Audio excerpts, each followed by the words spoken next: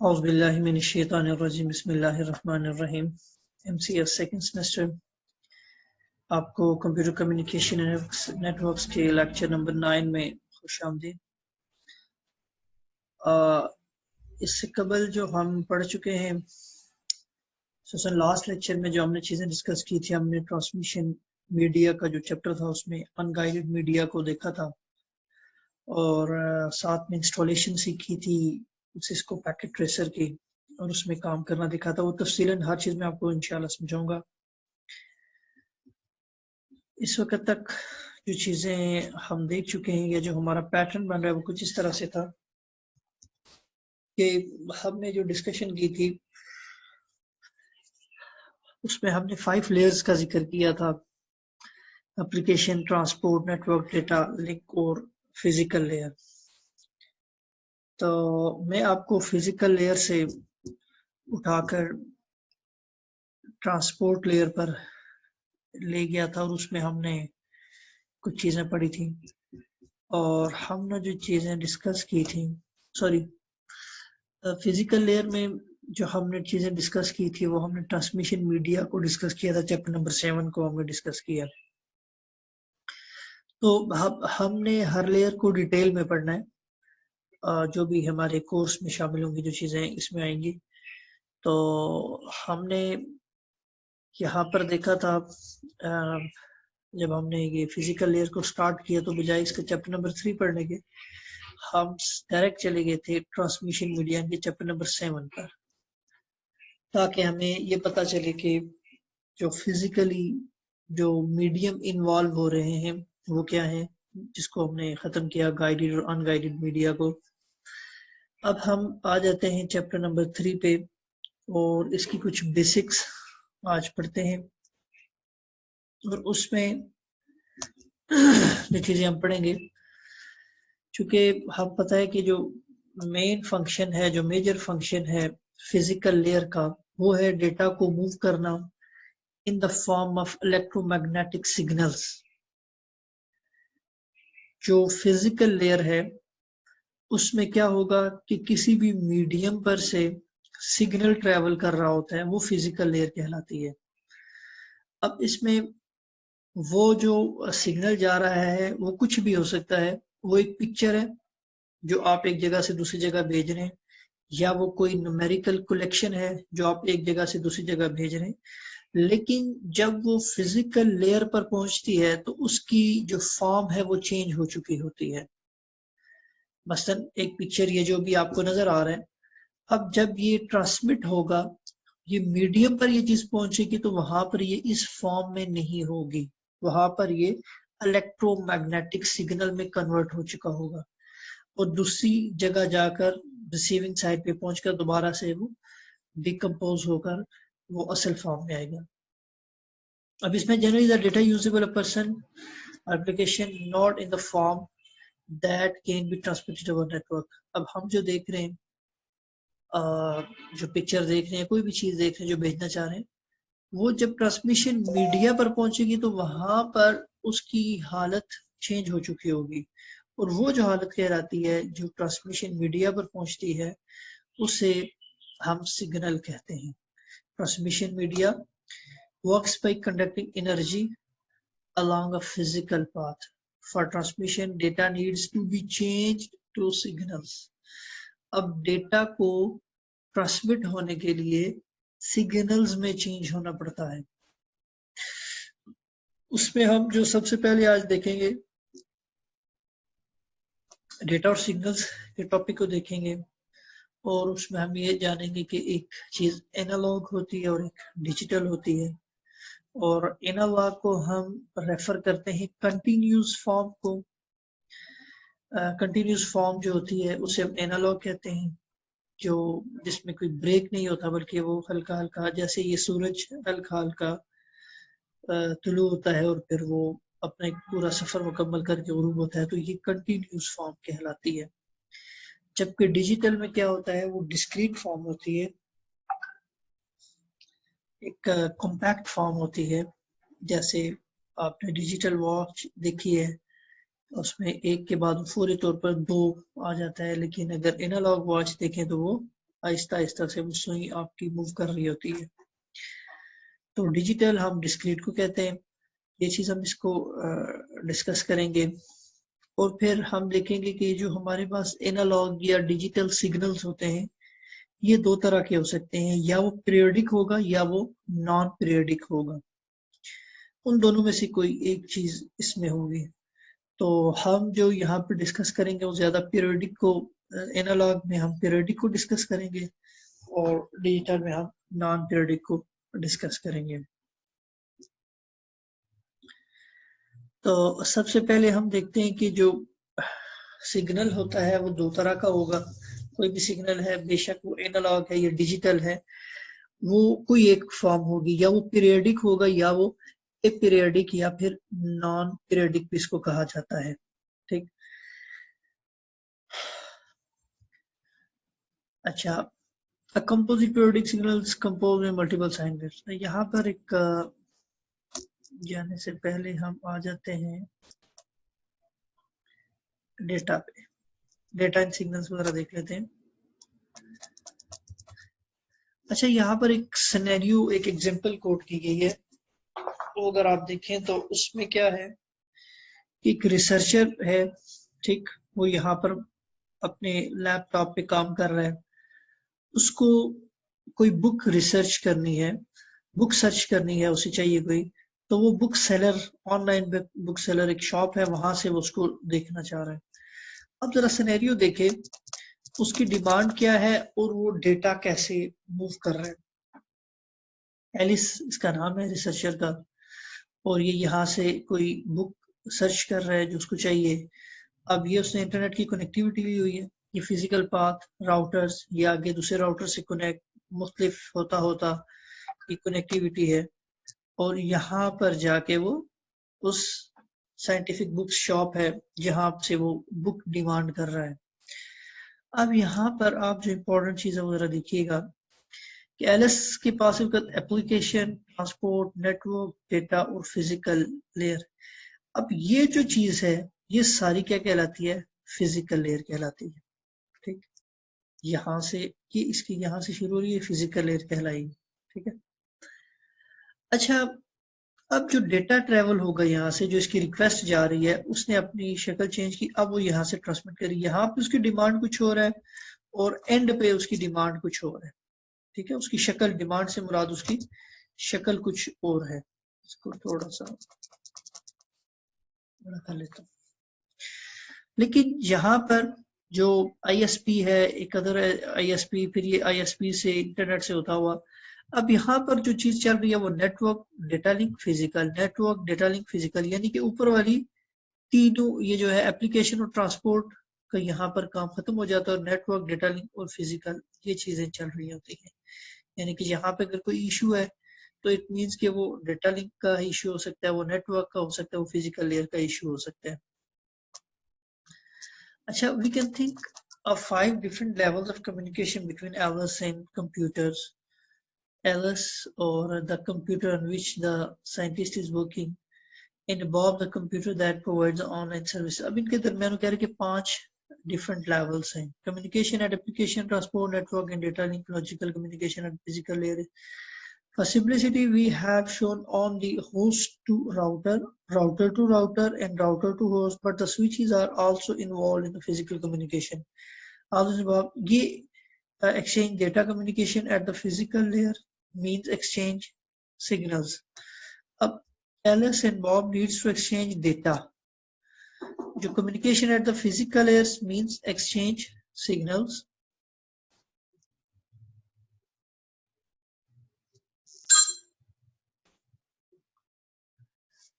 अच्छा, इसमें अच्छा, data need to be transmitted and received, but the media have to change data signals. अब ये बात जरा समझिएगा।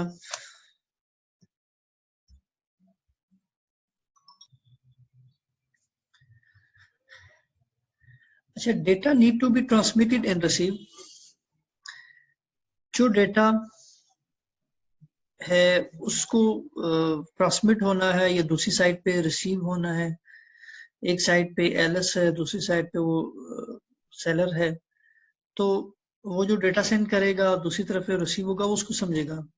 लेकिन the media have to change data to signal, लेकिन जो मीडिया जब वो डेटा ट्रेवल करेगा तो वो सिग्नल्स पे जाएगा। अब दोनों चीजें, डेटा भी और सिग्नल भी, इनको या तो वो एनालॉग समझा जाएगा या वो डिजिटल इनको समझा जाएगा, यानी कि दोनों में से वो किसी एक फॉर्म में होंगे, या एनालॉग होगा डेटा और सिग्नल्स, और या फिर वो डिजिटल होगा। एनालॉग एंड डिजिटल डेटा क्या है? डेटा कैन बी एनालॉग और digital.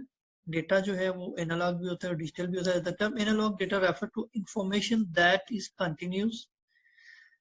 Digital refer to information that has discrete states. For example, an analog clock that has hour, minutes, and seconds. Acha, hands gives information in a continuous form. The movement of the hands are continuous. On the other hand, a digital clock that report the hours and the minutes will change suddenly from 8:05 to 8:06.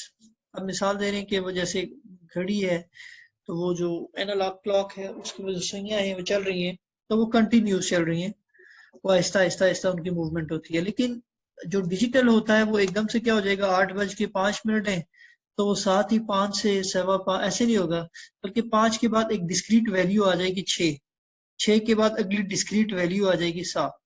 तो ये data जो है वो analogue भी हो सकता है, digital भी होगा।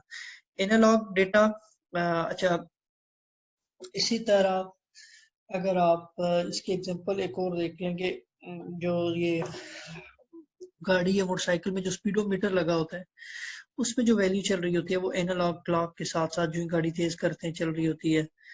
लेकिन दूसरी तरफ अगर आप देखें अगर कोई डिजिटल है तो उसमें वो एग्जैक्ट वो वैल्यूज चेंज करेगा। मसलन 20 है तो 20 के बाद 25 हो गई या 30 होगी, तो वो डायरेक्ट वैल्यू चेंज, तो वो डिस्क्रीट कहलाती है।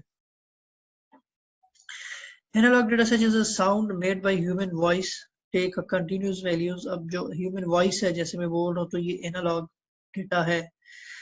When someone speaks, an analog wave is created in the air। जब कोई हम बोलते हैं तो क्या होता है, एक wave create होती है। अच्छा, this can be captured by a microphone and converted to the analog signals or sampled into digital signals।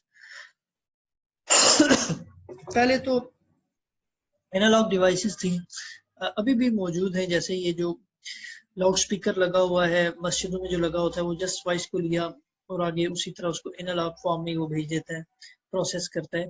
लेकिन अगर आप कंप्यूटर पे ले रहे हैं या मेरी वॉइस अभी ये रिकॉर्ड हो रही है, ये यहाँ से तो एनालॉग जा रही है, लेकिन जब इस पे कंप्यूटर में जा रही है तो वो उसको डिजिटल में कन्वर्ट करता है। क्यों? क्योंकि एक कंप्यूटर जो है ये डिजिटल को ही समझता है। Detailed data take on a discrete value, for example, data are stored in a computer memory in the form of zeros and ones, और डिजिटल को हम 0 और 1 में करते हैं। आपने अगर DLD पढ़ लिया होगा या सेकंड सेमेस्टर में तो आपने पढ़ लिया होगा, तो उसमें आपने ये 0-1 को डिटेल में देखा होगा, कंप्यूटर 0-1 को ही समझता है।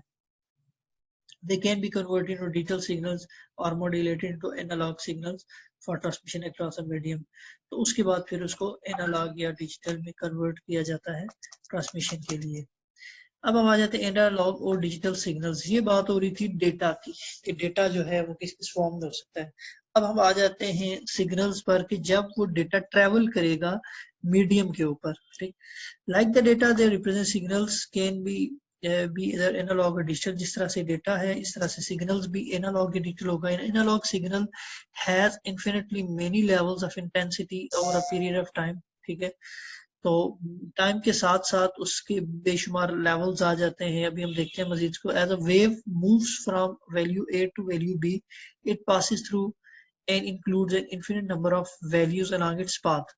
बस एक जगह से दूसरी जगह अगर वो वेव जा रही है तो उसमें बेशुमार उसके साइकिल्स बन रहे होते हैं, तो वो इन्फिनिटी वैल्यूज उनको कहा जाता है।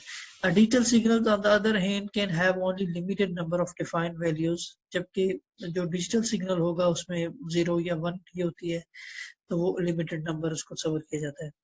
The simplest way to show signal is by plotting them on a pair of perpendicular axes। तो अगर हम इसको ड्रॉ करके समझना चाहें डिग्रामेटिकल समझ जाए कि हम इसको किस तरह से शो करते हैं, तो वो हम एक दो एक्सिस लगा लेते हैं, एक साइड पे हम वैल्यू रख देते हैं, एक साइड पे हम टाइम रख देते हैं, तो उस तरह से हम इसको मेजर कर सकते हैं एक्सिस पे।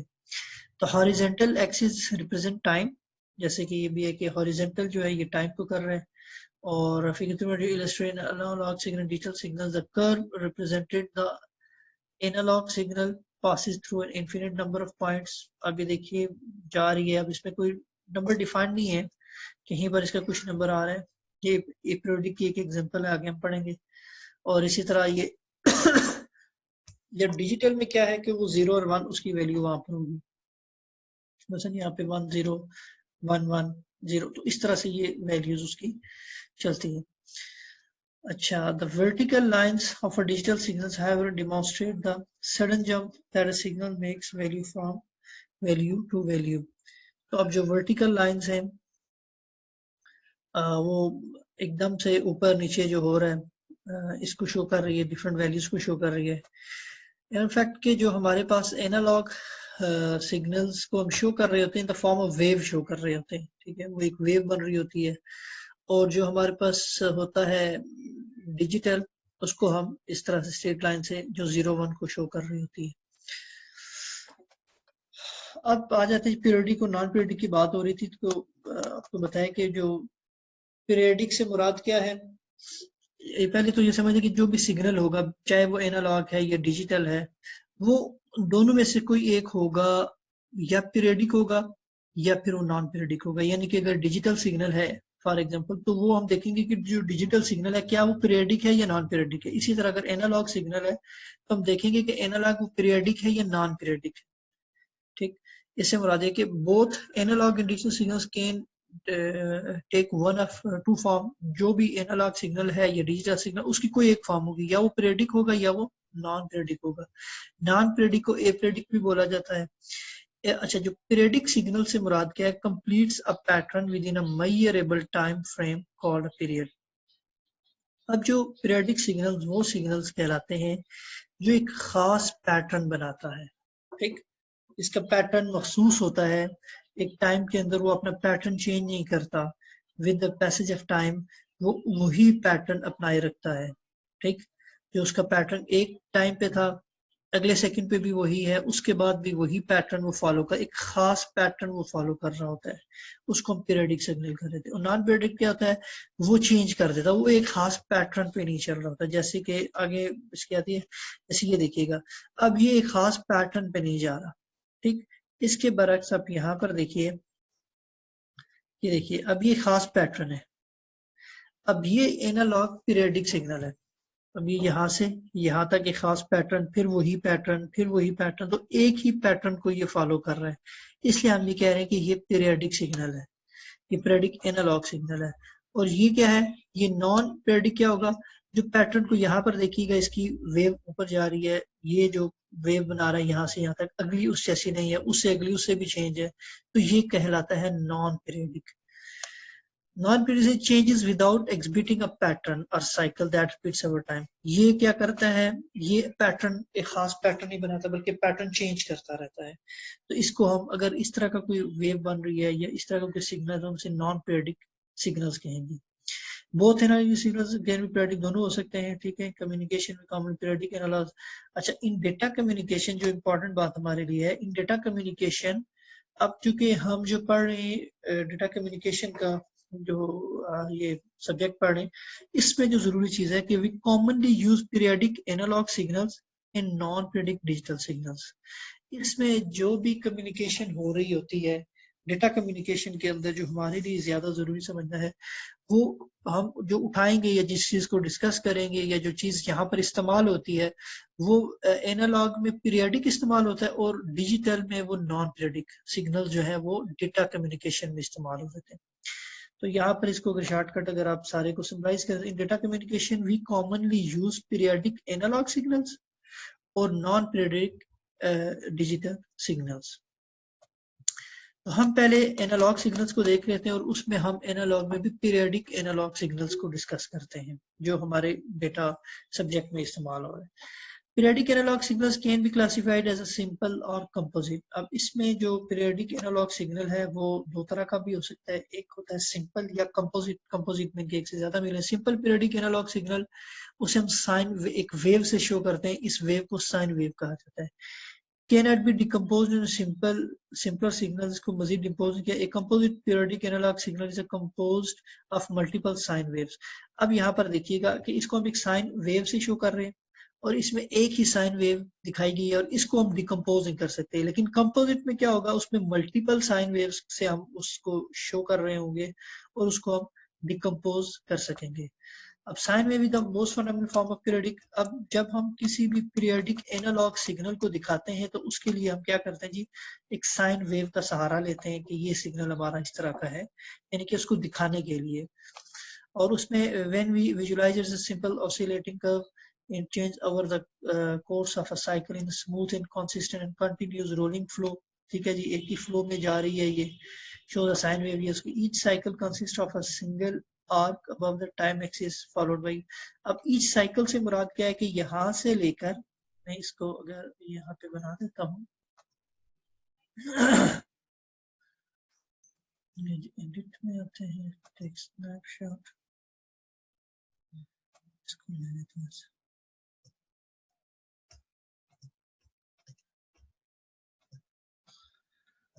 अब ये जो एक साइकिल है वो कहाँ से कहाँ तक है, यहाँ से स्टार्ट हुआ, ठीक है, इस पॉइंट से, तो इस पॉइंट से लेकर वापस इस पॉइंट तक, ठीक, ये क्या बन गया, ये एक साइकिल बन गया।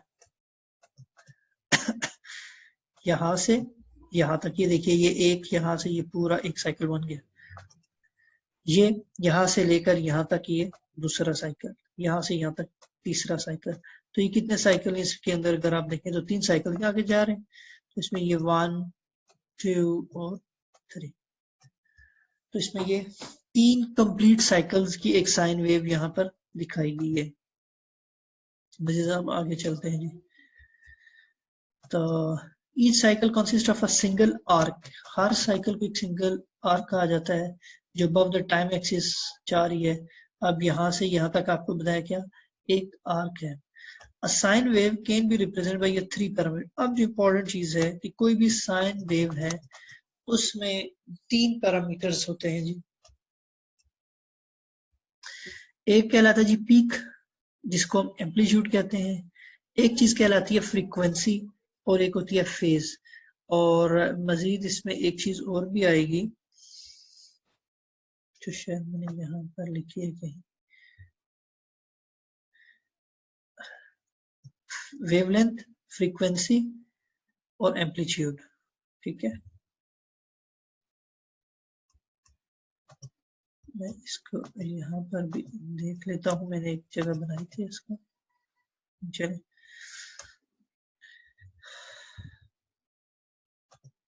अच्छा जी, सबसे पहले हम इसको देख लेते हैं एम्पलीट्यूड।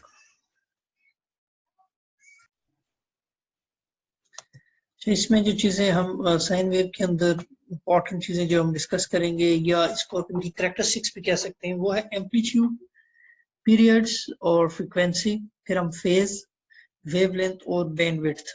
ये 6 चीजें बनती हैं, 2 3 4 5 पीरियड और फ्रीक्वेंसी को डाल के, इस तरह से ये 6 चीजें हम इसमें डिस्कस करेंगे। तो सबसे पहले देखते हैं जी एम्पलीट्यूड या पीक जिसे कहते हैं। The peak amplitude of signal is absolute value of its highest intensity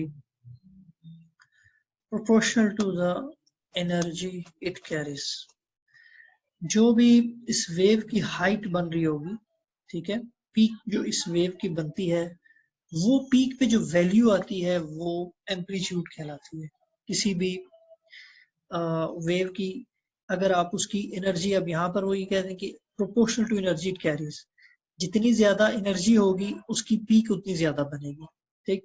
for electric signals peak amplitude is normally measured in volts. अगर कोई इलेक्ट्रिकल सिग्नल्स है तो उसमें हम कहें कि इतनी वोल्ट ये इलेक्ट्रिकल सिग्नल है, जैसे घरों में हमारी बिजली लगी इतने वोल्ट है, तो वोल्ट से हम ये करते हैं कि वो उसका एम्पलीट्यूड कहलाता है, ठीक। मसलन मैं भी आपको बता रहा हूँ, नीचे एग्जांपल आ रही है। पहले तो ये देख लेना कि ये इसकी जो वैल्यू यहाँ पर आएगी मतलब यहाँ पर टाइम के साथ की जो वैल्यू यहाँ पे आएगी वो एम्पलीट्यूड कहलाता है, और वो एनर्जी के प्रोपोर्शनल है, जितनी ज्यादा एनर्जी होगी वो उस तरह से उसकी ज्यादा होती जाएगी। मसलन the power in your house can be represented by a sine wave with a peak of amplitude of 155 to 170 volt. अब ये जो 155 से 170 वोल्ट हम दिखा रहे होते हैं, ये उसका क्या आ जाएगा, जब हम वेव में उसको करेंगे तो ये उसकी वोल्टेज जो है ये उसकी एम्पलीट्यूड आ जाएगा। However, it is a common knowledge that the voltage of a power in the US home 110 होती है और हमारे यहाँ पे 220 चल रही होती है।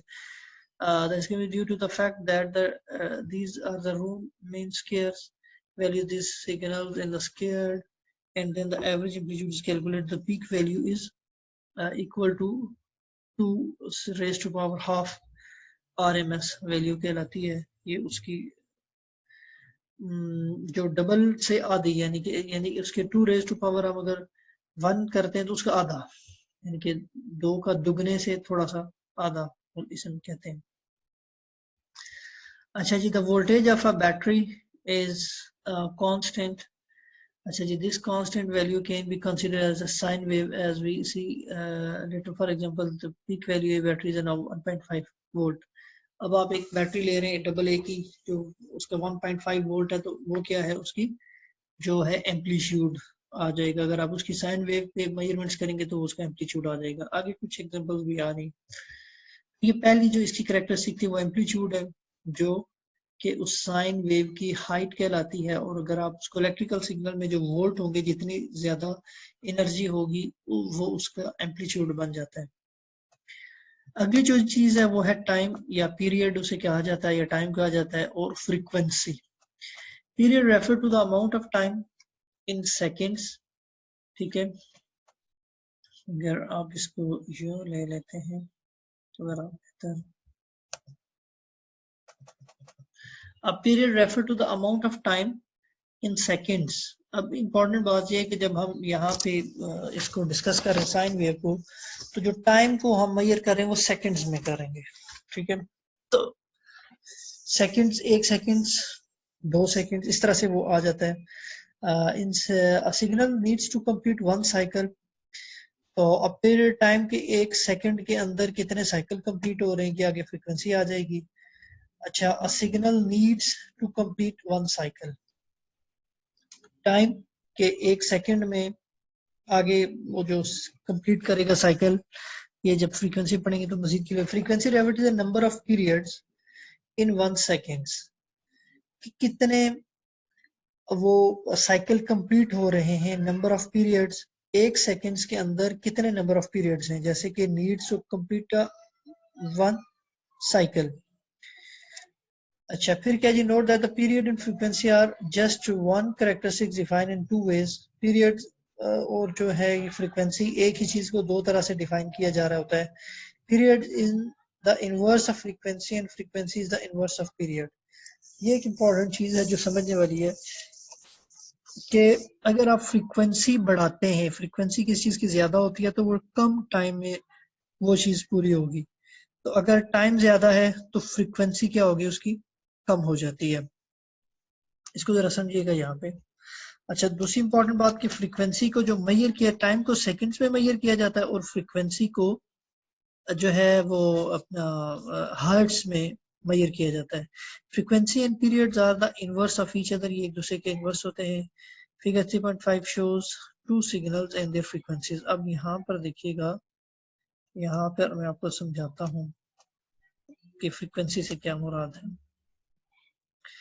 अब यहाँ पर देखिएगा, यहाँ पर हम टाइम लेते हैं 1 सेकेंड, और ये डिफरेंट साइन वेव्स है मेरे पास।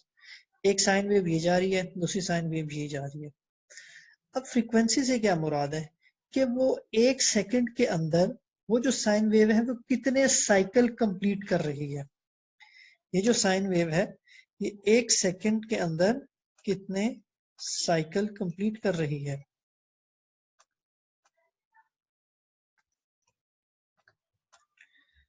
यहाँ पर देखिएगा।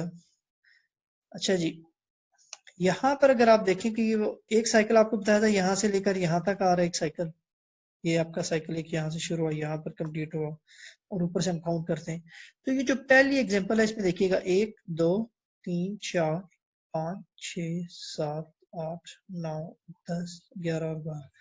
अब 1 सेकंड के अंदर इसमें जो पीरियड्स हैं वो कितने पीरियड्स हैं? 12 पीरियड्स इन 1 सेकंड। इसे हम कहेंगे यानी कि 12 साइकिल्स इन 1 सेकंड। ये बताया ना, अभी हमने पढ़ा कि 12 पीरियड्स या 12 साइकिल्स 1 सेकंड्स के अंदर है। तो ये क्या है? आपकी फ्रीक्वेंसी है। और हम क्या कहेंगे कि 12 हर्ट्ज। ये जो साइन वेव है इसकी फ्रीक्वेंसी है 12 हर्ट्ज। क्यों? इसलिए कि वो 1 सेकंड्स के अंदर 12 पीरियड्स या 12 साइकिल्स मुकम्मल कर रही है। अब इस साइन वेव में आप देखिएगा कि इसकी कितनी है। इसमें देखिएगा 1 2 3 4 5 और 6। इसमें जो है वो 6 साइकिल्स कंप्लीट हो रहे हैं। तो इसलिए हम कहते हैं कि ये क्या है? 6 इसमें साइकिल्स कंप्लीट हो रहे हैं। तो इसकी जो फ्रीक्वेंसी है वो 6 हर्ट्ज। और टाइम क्या जी? 1 सेकंड। 1 सेकंड के अंदर इसमें 6 साइकिल्स हैं या 6 पीरियड्स हैं, और इसमें 12 साइकिल्स या 12 पीरियड्स हैं। तो इसलिए हम क्या कहेंगे कि ये फ्रीक्वेंसी इसकी 12 हर्ट्ज है और इसकी 6 हर्ट्ज है। अच्छा, अब इसमें देखिएगा फ्रीक्वेंसी हम लिखेंगे कैसे कि अगर आपने अभी हम फार्मूला पढ़ा F इज इक्वल टू, ये होगा 1/t। एक दूसरे के मतलब क्या कहते हैं, अपोजिट होते हैं।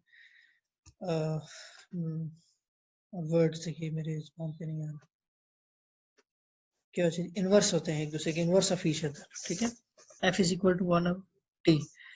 तो अब देखिएगा नीचे आते हैं मजीद।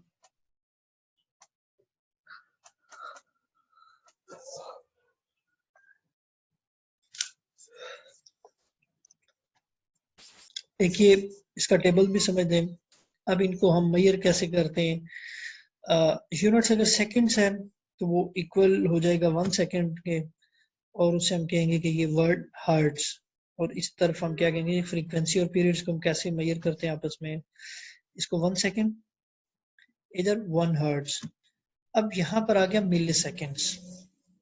ठीक है, सेकेंड्स से छोटा, देखिए ना एक दूसरे का अपोजिट जा रहा है। बात को समझिएगा जरा, एक दूसरे के इनवर्स है।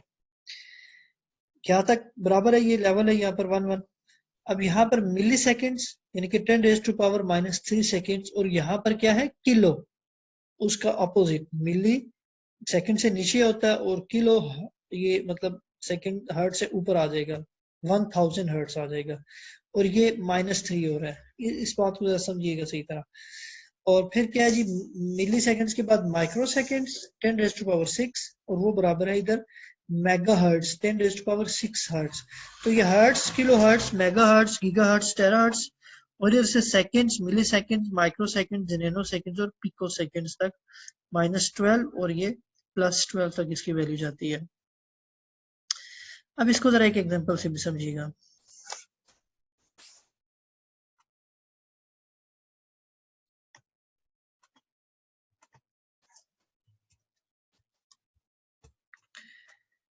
एक एग्जांपल है जी हमारे पास, the power we use at home has a frequency 60 hertz, यानी कि 50 हर्ट्ज इन यूरोप में है। The period of this sine wave can be determined as follows. कि अगर हमारे पास 60 हर्ट्ज है, यानी कि 60 वोल्ट्स अगर आप कह रहे हैं उसको, period of this sine wave can be determined. आप इसकी जो, अगर आप 60 हर्ट्ज आपके पास है और आप इसका टाइम निकालना चाहते हैं तो आप कैसे निकाल सकते हैं? तो P is equal to 1 of F हो गया, और F हमारे पास है 1/60। तो ये हमारे पास क्या आ गया जी? 0 पॉइंट। अब इसमें अगर फ्रीक्वेंसी हमारे पास 60 है, तो उसमें जो टाइम 60 हर्ट्ज किसी चीज की फ्रीक्वेंसी है, तो उसमें अगर आप टाइम निकालना चाह रहे हैं तो वो कैसे निकाल सकेंगे? 0.0116। अब अगर आप इसको 0116 को रिप्लेस करें तो ये आ जाता है हमारे पास 16। तो आप 3 वैल्यू उधर लेके गए तो 10⁻3। अच्छा सॉरी, इसको अगर आप, ये किस में था? सेकंड्स में था। ठीक है, अब ये सेकंड्स में है, आप इसको करना चाहते हैं मिली सेकंड्स में कन्वर्ट। सेकंड में तो आ गया 0.0166। तो अगर आप इसको मिली सेकेंड्स में कन्वर्ट करना चाहते हैं सेकंड से नीचे, तो उसको आप मल्टीप्लाई करेंगे 10⁻³ से, तो वो क्या हो जाएगा फिर मिली सेकेंड में 16.6 मिली सेकेंड में ये कन्वर्जन हो गई। This means the period of the power of our light at home is 0.0116 or 16.6 milliseconds. Our eyes are not sensitive enough to distinguish this rapid changes in amplitude में ये जो इतनी तेज है वो इतना कम है 16.6 मिली सेकेंड्स में है, तो वो हम उसको देख नहीं सकते। अच्छा जी, इसी तरह कुछ और एग्जांपल्स हैं, ये देखिएगा, अगर ना समझ आए तो मैं इनको डिटेल में आपको समझाऊंगा। अच्छा, मजीद फ्रीक्वेंसी के हवाले से हम क्या चीज़ जान सकते हैं जी कि we already know the frequency relationship of signal time, ठीक है। चलें आगे चलते हैं। टाइम आगे आ गया फेज, यहाँ पर मैं इसको कंप्लीट करता हूँ। अच्छा, जब देखते हैं फेज से क्या मुराद है, ये फेज क्या चीज़ होती है। द टर्म फेज और फेज शिफ्ट, ये दो टर्म्स, एक फेज और एक फेज शिफ्ट है। Describe the position of the wave form relative to time zero. अब टाइम जीरो पर वेव फॉर्म की पोजीशन क्या है, ये फेज कहलाती है।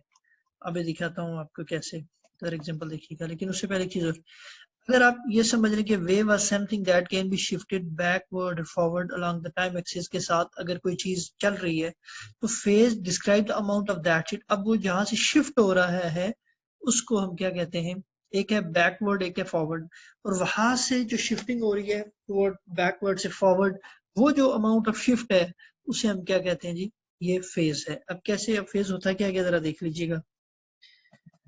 अब यहाँ पर देखिएगा, हमारी जो वेव स्टार्ट हो रही है वो इस पॉइंट से स्टार्ट हो रही है, यहाँ पर देखिएगा वो इस पॉइंट से स्टार्ट हो रही है, यहाँ पर देखिएगा वो इस पॉइंट से स्टार्ट हो रही है। अब फेज क्या है, phase is measured in degree और रेडियंस।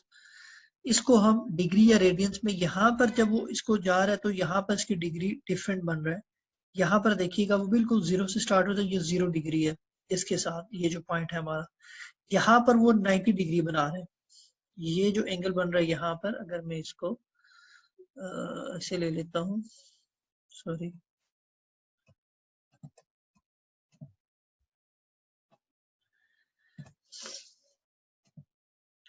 अब यहाँ पर 0 डिग्री है, यहाँ पर वो 90 डिग्री बना रहा है, और यहाँ पर वो देखिएगा 180 डिग्री बना रहा है। ठीक, तो यहाँ पर आ जाए।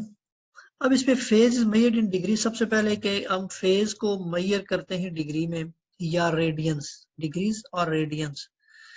360 डिग्री इज 2 पाई रेडियन। अगर 360 डिग्री है तो वो बराबर होता है 2 पाई रेडियन के। इसी तरह जो 1 रेडियन है, यहाँ पर आ जाए, ये एक बात होगी यहाँ तक। 360 किसके बराबर है, 2 पाई रेडियन के, और 1 डिग्री बराबर है 2 पाई डिवाइडेड बाई 360 के। 1 डिग्री ये इधर आ जाएगा, इस तरफ आके डिवाइड हो जाएगा, 1 degree is 2 pi divided by 360 radian के, और 1 रेडियन होता है 360 डिवाइडेड बाई 2 पाई के। अच्छा, a phase shift of 360 correspond to a shift of a complete period। और अगर आप यहाँ पर देखें तो 360 होता है 0, इसे हम कंप्लीट पीरियड कहते हैं। ठीक है, ये बैकवर्ड नहीं जा रहा, ये यहीं पर है, इसे कंप्लीट पीरियड कहते हैं। अच्छा जी, a phase shift of 180 corresponds to a shift of 1/2 of a period। अगर वो 180 है, देखिएगा, तो यहाँ पर देखिए, ये लेट्स से ना, यहाँ से ये कंप्लीट हुई, यहाँ से ये कंप्लीट हुई। अब यहाँ से अगर हम इसको पूरा करते हैं पीछे बैकवर्ड, तो ये बैकवर्ड, ये यहाँ पे जाकर कंप्लीट हो रही है। अब ये उसकी आधा है।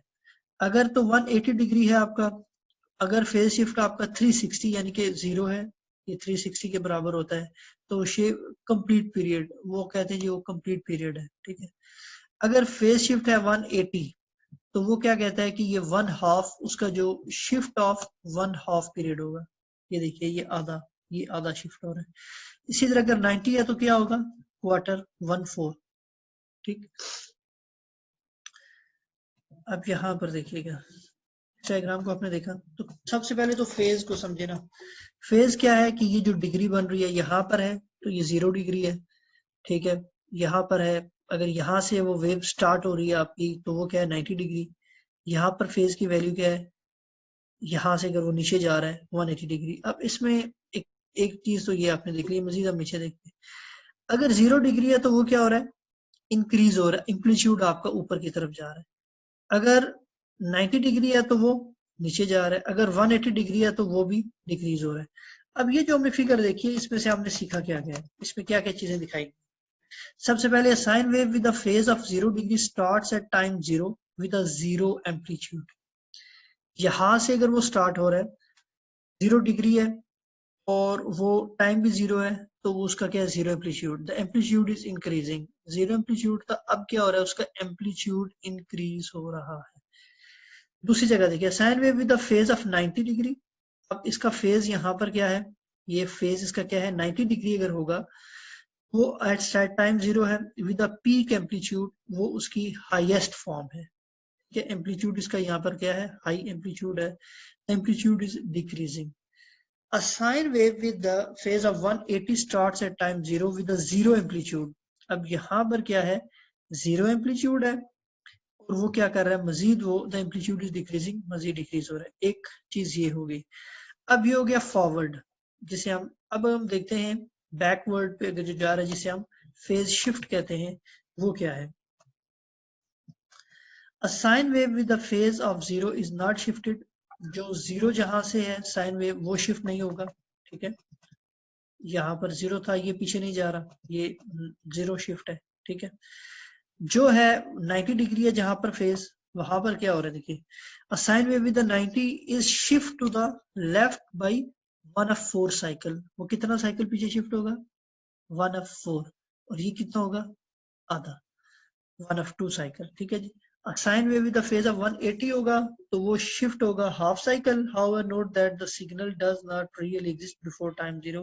लेकिन यहाँ पर ये चीज हमें मद्देनजर रखनी है, ये वेव तो बन रही है इसे फेज शिफ्ट कहते हैं, लेकिन ये ओरिजिनल सिग्नल नहीं होता क्योंकि सिग्नल आपका यहाँ से स्टार्ट हो रहा होता है।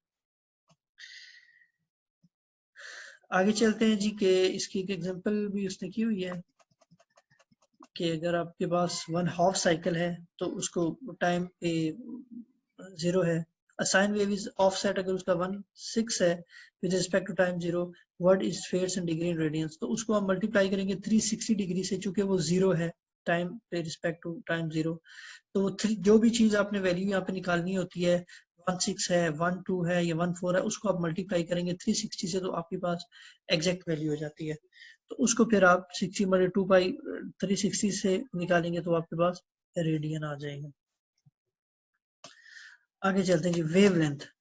अब वेवलेंथ क्या चीज है, ये इसकी अगली प्रॉपर्टी है। जैसे हमने पढ़ा सबसे पहले हमने फ्रीक्वेंसी देखी, क्या देखा जी, सबसे पहले हमने खैर एनालॉग और डिजिटल देखा, फिर हमने एम्पलीट्यूड देखा, फिर फ्रीक्वेंसी और पीरियड को देखा, फेज को देखा, अब आ गई हमारे पास wavelength.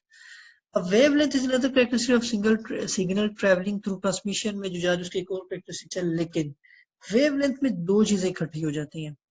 Wavelength bind the period or frequency of a simple sine wave to the propagation speed of the medium। इसमें दो चीजें होंगी, स्पीड प्लस या multiply, speed multiplied by frequency is called wavelength. Wavelength क्या चीज होती है जी, स्पीड और फ्रीक्वेंसी की जो मल्टीप्लीकेशन है ये कहलाती है वेवलेंथ। स्पीड या पीरियड की जो टाइम है, अब टाइम को हमने यहाँ पे फ्रीक्वेंसी के साथ कर दिया डिवाइड। अच्छा, while the frequency of a signal is independent of the medium, the wavelength depends on both frequency and medium। अच्छा, एक और इम्पोर्टेंट चीज है वेवलेंथ के लिए कि क्योंकि इसमें जो इम्पोर्टेंट चीज है एक तो होगी स्पीड, एक हो गया पीरियड यानी कि आपकी फ्रीक्वेंसी आगे चल के। लेकिन ये डिपेंड करता है कि मीडियम कौन सा है। अगर मीडियम लाइट है और आपकी जो ट्रेवल कर रही है वो लाइट ट्रेवल कर रही है, और अगर आपकी है उसकी जगह कोएक्सियल केबल है तो वो फिर कम होती जाती है। तो ये मीडियम के ऊपर जो वेवलेंथ है ये मीडियम के ऊपर डिपेंड करती है, ये ज़हन में रखिएगा। Depends on both the frequency and the medium। Wavelength is a property of any type of signal की हो सकती है। In data communication we often use wavelength to describe the transmission of a light in an optical fiber।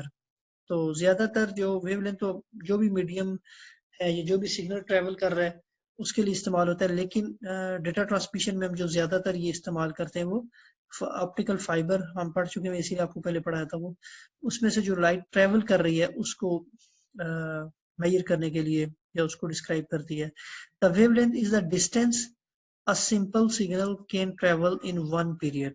अगर आप इसको दूसरी तरफ देखें तो वेवलेंथ वो डिस्टेंस है जो एक आम सिग्नल एक खास वक्त में ट्रेवल करता है। A wavelength can be calculated, one is given the propagation speed, उसकी स्पीड कितनी है, कितनी हाई स्पीड से वो आ रही है, and the period of the signal, तो उसका जो पीरियड ऑफ सिग्नल है, पीरियड हम पढ़ चुके हैं, कितनी फ्रीक्वेंसी उसकी आ जाती है, पीरियड एक उसमें कितने वो साइकिल बना रही है, ठीक है। पीरियड ऑफ द सिग्नल क्या है, और calculate the given propagation speed. However, since period and frequency are related each other, if we represent wavelength by, अगर हम इसको lambda से, इसको lambda कहते हैं, propagation speed by c से अगर हम करें तो हमारे पास wavelength is equal to propagation speed measured by period, जो से propagation speed डिफरेंट है। अब period को आप करेंगे तो 1 of f आ जाता है, ठीक है, 1/f हम लिखेंगे तो वो क्या आ जाएगा, c of f। तो ये क्या आ जाएगा, c डिवाइड बाई f, ये हमारे पास आ जाती है वेवलेंथ को मेजर करना किसी भी चीज के लिए। अब यहाँ पर एक एग्जांपल, जैसे propagation speed of electromagnetic signal depend on a medium. अब ये इंपॉर्टेंट बात आप याद रखिए कि ये डिपेंड करता है मीडियम पे, वेवलेंथ मीडियम पे इसका बहुत डिपेंडेंसी है। तो यहाँ पर अगर आप देखें तो the propagation speed of electromagnetic क्या है जी, अच्छा, अगर for example in a vacuum light is propagated with the speed of 3 multiplied by 10 raised to power 8 millisecond अगर हो तो हम, और the wavelength is normally measured in micrometres, ठीक है, माइक्रोन्स या माइक्रोमीटर में इसको मेजर किया जाता है instead of metres. For example the wavelength of red light frequency 4 multiplied 10 raised to power 14 in air, तो वो हमारे पास मिलती है 0.75 माइक्रोन। लेकिन इन एन कोएक्सियल और fibre cable however the wavelength is shorter 0.5 micron because the propagation speed in the cable is decreased. अगर आपके पास कोएक्सियल केबल है तो वो क्या हो जाएगी, स्पीड उसकी डिक्रीज हो जाएगी।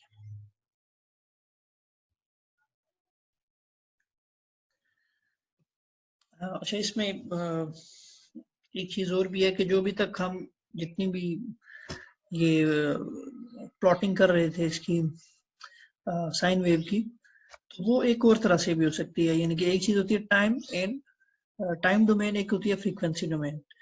तो अभी तक जितनी भी हमने साइन वेव की प्लॉटिंग देखी वो हमने टाइम अपना टाइम डोमेन में देखी। अब टाइम डोमेन में क्या चीज थी, जरा देखिएगा कि टाइम डोमेन में हम एक साइड पे टाइम दिखा रहे हैं, एक साइड पे उसका एम्पलीट्यूड दिखा रहे हैं, और वो हमारे पास ये फ्रीक्वेंसी बन रही है एक सेकंड में।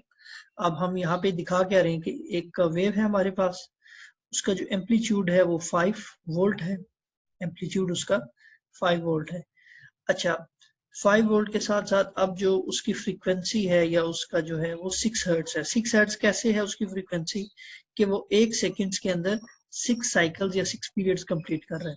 तो ये क्या है, इसको जो हमने उस साइन वेव को जो प्लॉट किया जिस डोमेन में, इसे हम टाइम डोमेन कहते हैं।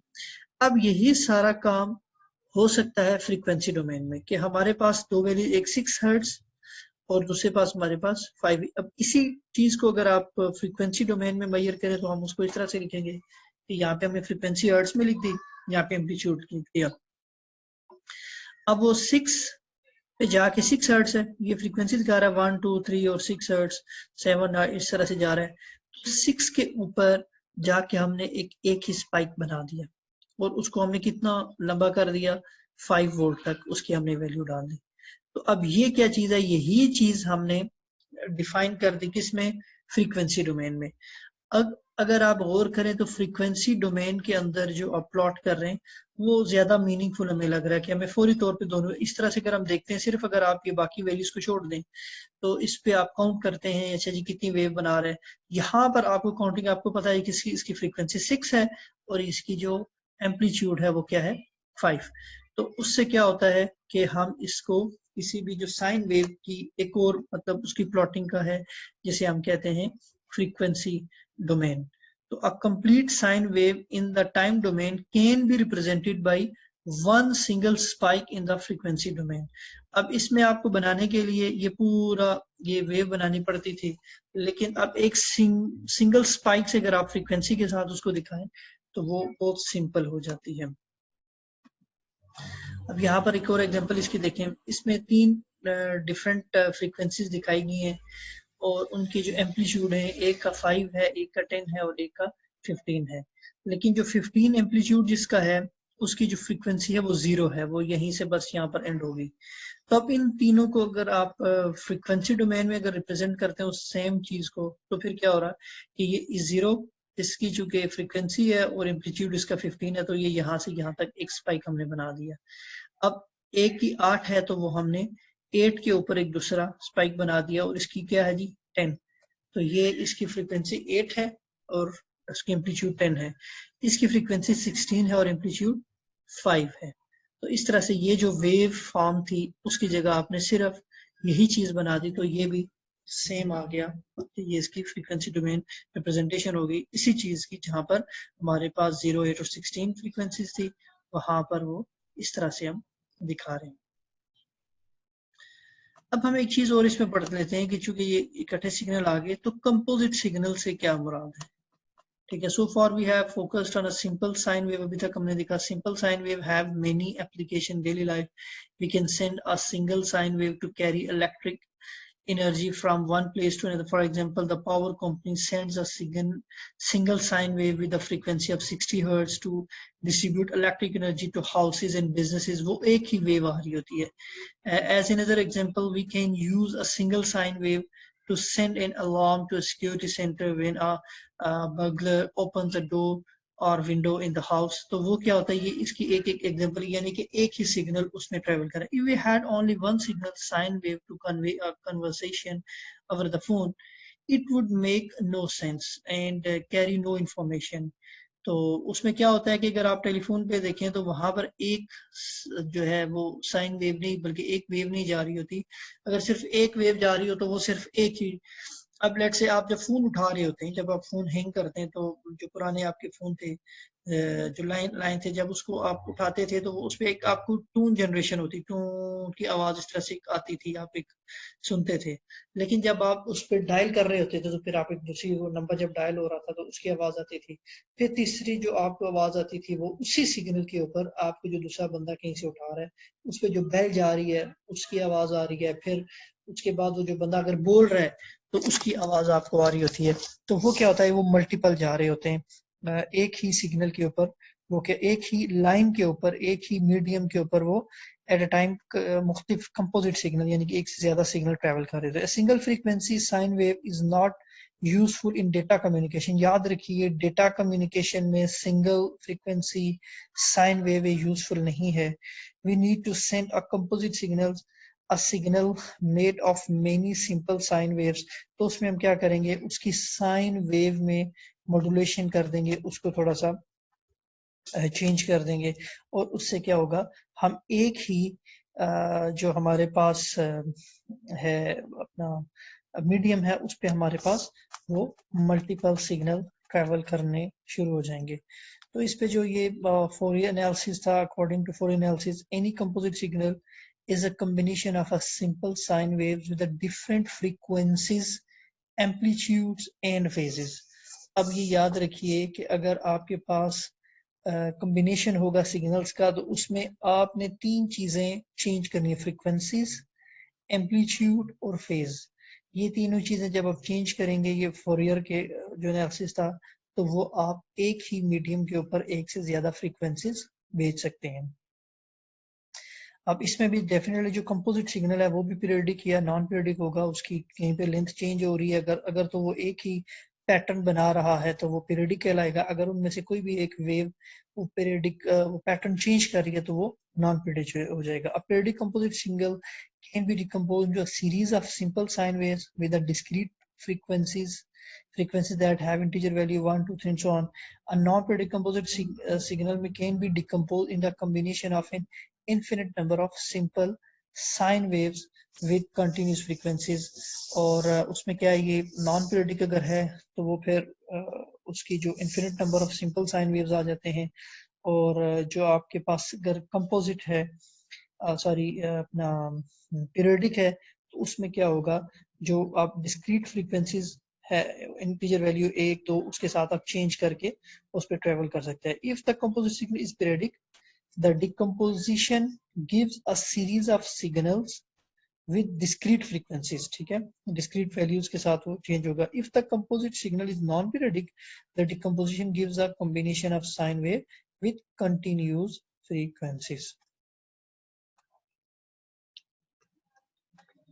आगे चलते हैं जी। अब कंपोजिट के बाद जो इम्पोर्टेंट चीज आ जाती है, यहाँ पर देखिएगा कंपोजिट पीरियडिक सिग्नल दिखाया गया यहाँ पर, ठीक है। और उसको वो मिक्सचर है ये, अगर आप देखें तो ये बताया गया है कंपोजिट पीरियडिक सिग्नल है, ये decomposition of composite periodic signal in the time and frequency domains में उसको वो कैसे डिकम्पोज किया जा रहा है। यहाँ पर भी अगर आप देखिए तो अब यही सिग्नल ये एफ 3F 9F, ठीक है, ये उसको दिखाया गया है। फिर इसमें क्या था जी, कंपोजिट पीरियडिक सिग्नल्स।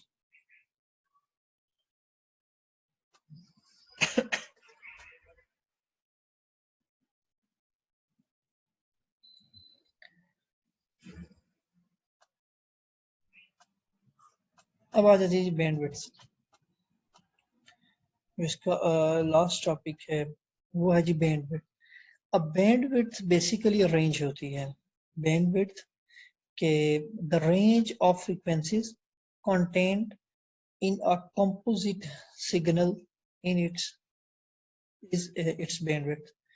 कि जब कंपोजिट सिग्नल्स हैं हमारे पास और उसमें डिफरेंट फ्रीक्वेंसीज है, तो हम बैंड क्या कहेंगे, जो हाईएस्ट है और जो लोवेस्ट है उनके दरमियान जो डिफरेंस है वो क्या कहलाता है, वो उसकी रेंज कहलाती है और वो उसकी बैंडविड्थ कहलाती है। Range of frequencies contain in a composite signal is its bandwidth. The bandwidth is normally difference between two numbers. For example, if a composite signal contains frequencies between 1000 and 5000, अब यहाँ पे समझिएगा बात, अगर हमारे पास कुछ कंपोजिट सिग्नल्स जा रहे हैं, ठीक है, और उसमें एक हम स्टार्ट कर रहे हैं 1000 फ्रीक्वेंसी है, फिर हम 2000 3 मुख्तलिफ करते करते फिर लास्ट जो है वो 5000 फ्रीक्वेंसी तक हम उस पे वो भेज रहे हैं composite signals.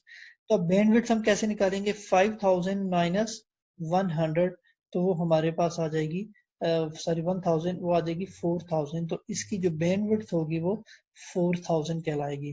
The bandwidth of a composite signal is the difference between the highest and the lowest frequencies contained in that signal। अब जिस सिग्नल में जो भी फ्रीक्वेंसीज जा रही हैं, हाईएस्ट को आप जो है वो उसमें से माइनस कर देंगे लोवेस्ट को, तो हमारे पास क्या आ जाएगी जी, उसकी फ्रीक्वेंसी की जो है बैंडविड्थ आ जाएगी। मिसाल के तौर पर यहाँ पर एग्जांपल है, in if a periodic signal decomposed to 5 sine waves with a frequency of 100 300 500 7 9000 900 hertz, what is the bandwidth? Draw the spectrum। इसका स्पेक्ट्रम बनाएं। कैसे होगा, assuming all components have a maximum amplitude of 10 volts, तो वो maximum उसका 10 volt तक है और उसकी जो फ्रीक्वेंसी है, तो क्या हो जाएगा जी, कैसे, बड़ा सिंपल सा, हाई फ्रीक्वेंसी में से माइनस कर दें जो है सबसे पहली फ्रीक्वेंसी जो लोवेस्ट है।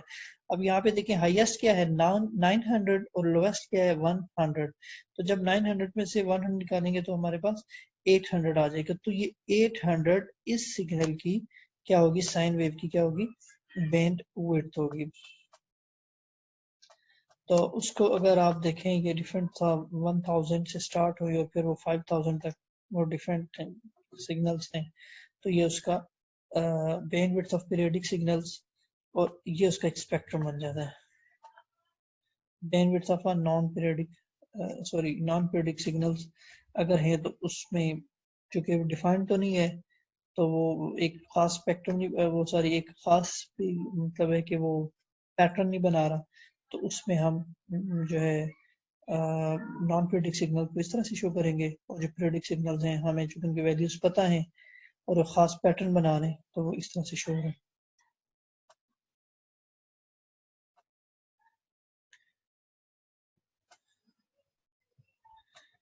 नेक्स्ट जो चीज हम पढ़ेंगे वो हमारा होगा डिजिटल सिग्नल्स।